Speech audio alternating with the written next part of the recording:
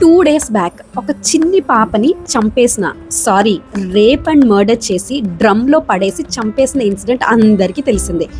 ఆ వీడియో చూడగానే ఫస్ట్ నాకు అనిపించింది ఏంటంటే, ఏంటి వయసు కూడా లిమిట్ లేదా, చిన్న పాపను కూడా ఎలా చంపేస్తారు అని చాలా బాధేసింది.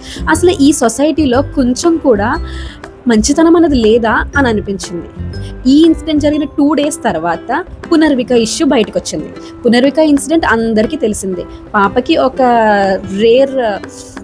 రేర్ ఒక వ్యాధి ఉందని, ఆ వ్యాధి క్యూర్ అవ్వాలి అంటే 16 crores ఇంజెక్షన్ పడాలి అని చెప్పి. 16 crores అంటే కామన్ పీపుల్కి చాలా కష్టమైంది, అందులోనే ఒక మిడిల్ క్లాస్ జనాలకి ఇంకా కష్టమైంది. కానీ ఆ సిచ్యువేషన్లో ఒకరు కాదు, ఇద్దరు కాదు, మొత్తం అందరూ యునైట్ అయ్యి కలిసి ఆ ఇంజెక్షన్ కోసం పోరాడారు. ఐ ఫీల్ ఓకే, ఇంకా ఈ సొసైటీలో మంచితనం ఉంది. ఎక్కడో చాలా తక్కువ మందిలో ఆ క్రూరత్వం అది ఉన్నా సరే ఇంకా సొసైటీలో మంచితనం ఉంది అన్న చిన్ని హోప్ వచ్చింది.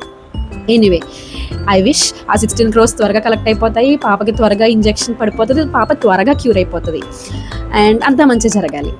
తర్వాత ఈ 16 crore ఇంజెక్షన్ అసలు ఈ బేబీ బాడీలోకి వెళ్ళి ఎలా పనిచేస్తుంది అన్న అవేర్నెస్ క్రియేట్ చేయాలని ఈ వీడియో చేశానమాట. ఆ 16 crore ఇంజెక్షన్ దాంట్లో కొన్ని కోట్ల కొద్ది వైరస్లు దాగి ఉన్నాయి. వైరస్లు అంటే ఏదో చెడ్డ వైరస్లు కాదు, లోపల మనకున్న డిసీజ్ని నయం చేసే మంచి వైరస్లు అనమాట. ఆ ఇంజెక్షన్ ఎప్పుడైతే బేబీ బాడీలోకి వెళ్ళగానే చిన్ని మెడిసిన్ కూడా వెళ్ళలేని బ్లడ్ బ్రెయిన్ బ్యారియర్ని బద్దల కొట్టుకుని వెన్నుముక్కలోకి వెళ్తుంది. ఆ మెడిసిన్ ఎప్పుడైతే వెన్నుముక్కలోకి వెళ్తుందో నరాల్లో కండరాల్లో చచ్చిపడి ఉన్న ప్రతి నరం మళ్ళీ కొత్త DNA ఇన్స్టాల్ అవ్వి మళ్ళీ ప్రాణం పోసుకుంటాయి.